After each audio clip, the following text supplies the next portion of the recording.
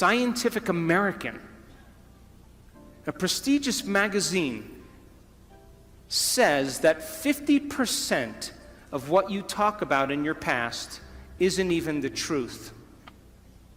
You make it up. Because you don't have the same brain that you did 15 years ago or 30 years ago. So then, when you react to someone or something in your life, you have a choice. That when an event changes how you feel, there's a chemical change that's taking place in your body. And most people don't think they can control their emotional reactions.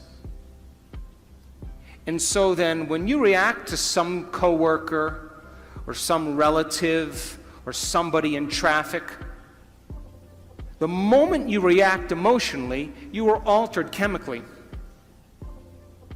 And if you don't know how to control your emotional reaction after that event, and you allow those emotions to linger for hours or days, you know what that's called?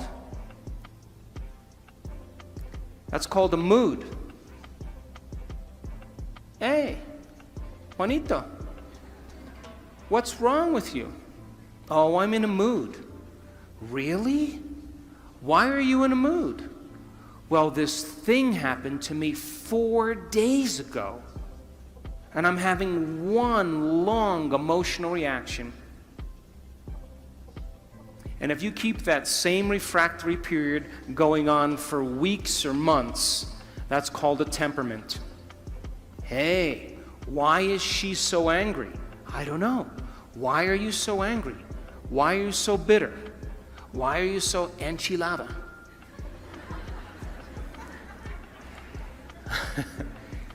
Because I had this experience 7 months ago. And I'm memorizing my emotional reaction. And if you keep that same refractory period going on for years on end, that's called a personality trait. And people wear their emotions on their sleeve, and that's who they think they are. And they will talk about the past to validate why they're not creating the life that they want. So then if you wake up in the morning, Mexico City, and you are not being defined by a vision that's bigger than you, and it doesn't get you out of bed and inspire you into possibility, and you get up living from the old hardware of the past and the old emotions stored in your body, do you know what's going to happen to you? You're going to wake up and you're going to open your eyes, and you're going to see the same people and go to the same places and do the exact same thing at the exact same time.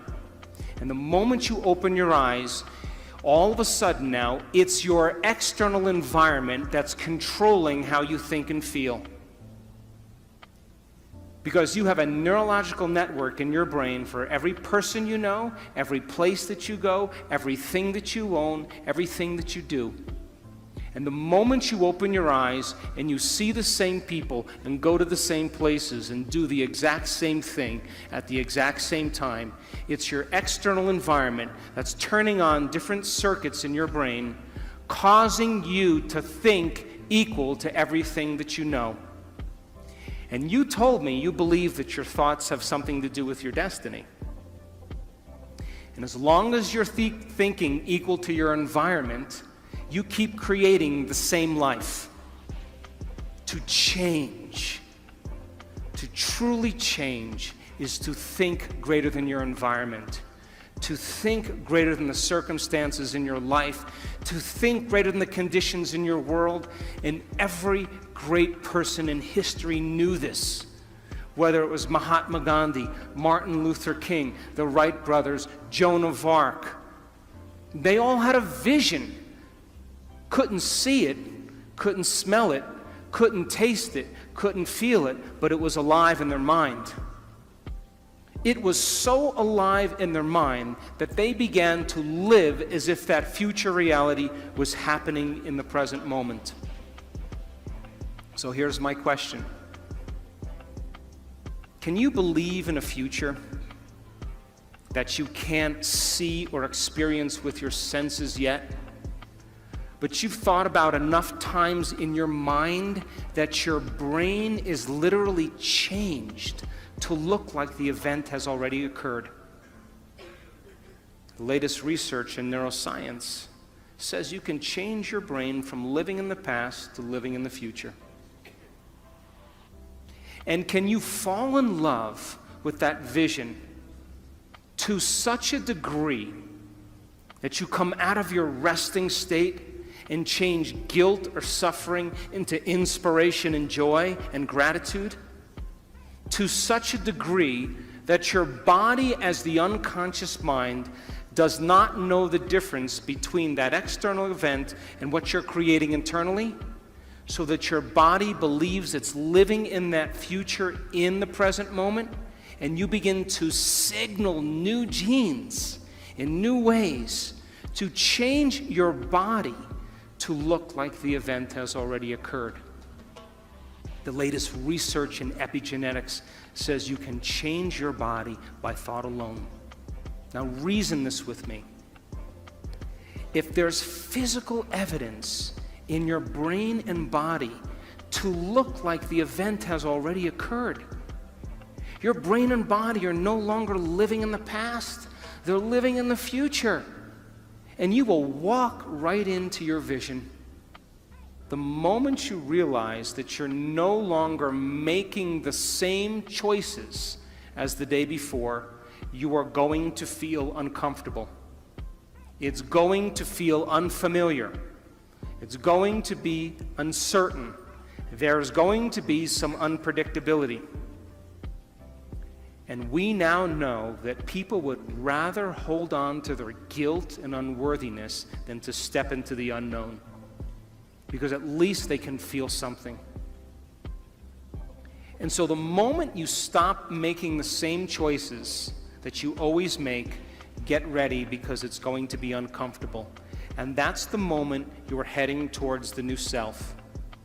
And we call it stepping into the river of change.